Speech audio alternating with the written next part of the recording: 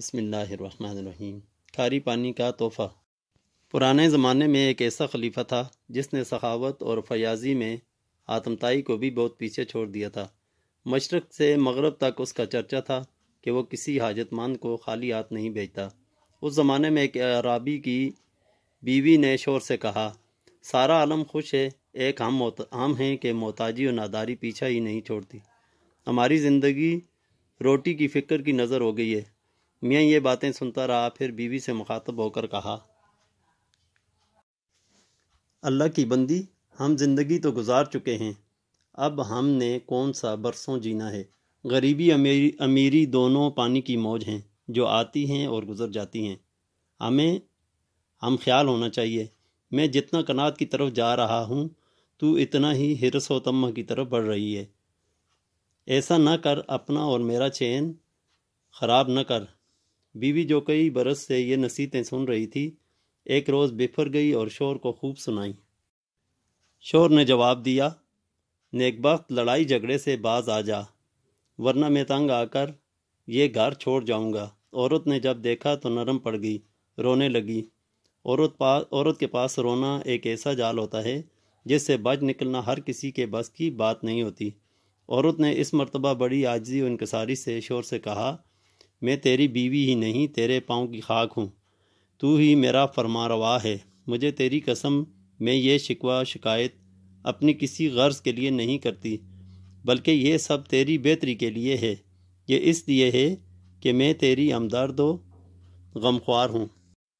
وہ یہ کہتے کہتے گر گئی۔ مرد کے دل پر اس کا خاطر خواہ اثر ہوا اور وہ اپنی بیوی سے یوں ہم کلام ہوا، اے عورت، میں اپنے کیے پر شرمندہ ہوں، میں آئندہ تیری مخالفت کبھی نہ کروں گا۔ جو تو کہے گی میں مانوں گا، میں ویسا ہی کروں گا۔ تو یوں سمجھ کہ میں اگر پہلے کافر تھا تو اب مسلمان ہو گیا ہوں۔ میں وعدہ کرتا ہوں کہ میں تیرے وجود میں فنا ہو جاؤں گا۔ میں تجھ سے محبت کروں گا اور تو جانتی ہے محبت اندھی ہوتی ہے۔ بیوی نے شوہر سے کہا کہ وہ بغداد کے بادشاہ سے جا کر ملے، جہاں سے ضرورت مند جولیاں بھر کر لوٹتے ہیں۔ شوہر نے پوچھا کہ وہ بادشاہ کی نظر میں کیسے آ سکتا ہے؟ عورت نے کہا کہ ہمارے مشکیزے میں برسات کا پانی بھرا پڑا ہے، اسے لے جا کر بادشاہ کی نظر کر، اور ساتھ ہی بادشاہ سے یہ عرض کر کہ ہماری زندگی کی ساری جمع پونجی یہی کچھ ہے۔ صحرا میں صاف پانی سے زیادہ قیمتی شے اور کیا ہو سکتی ہے؟ ایسا پانی دنیا میں کہیں نہیں، یہ نتھری ہوئی شراب سے کم نہیں ہے۔ بیوی نے مشکیزے کا منہ بند کر کے اسے نمدے میں سیا اور مرد کے حوالے کر دیا۔ اس عربی مرد نے مشکیزہ اٹھایا اور بغداد کی طرف روانہ ہو گیا۔ ادھر یہ شہر بغداد پہنچا۔ ادھر بیوی نے مسلح بچھایا اور اللہ سے گڑ گڑا کر دعا مانگی۔ وہ مرد جب بغداد پہنچا تو اس نے دیکھا کہ اہل غرض ہیں کہ بادشاہ کی خدمت میں ہجوم در ہجوم آ رہے ہیں، حاجت مند آ رہے ہیں۔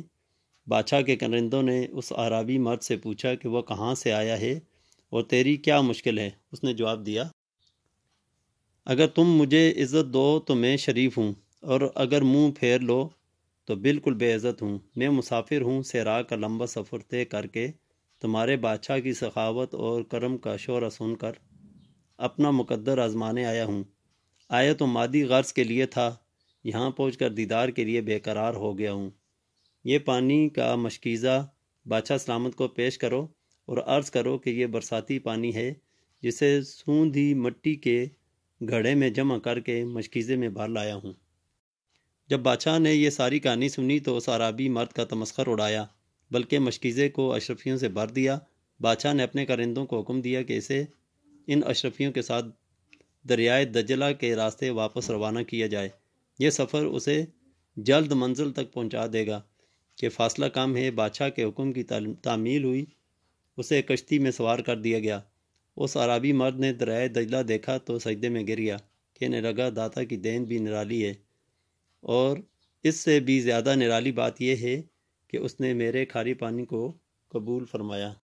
سبق: جود و سخا اور فیاضی کے نوازنے کے بھی رنگ نرالے ہیں۔ Thanks for watching.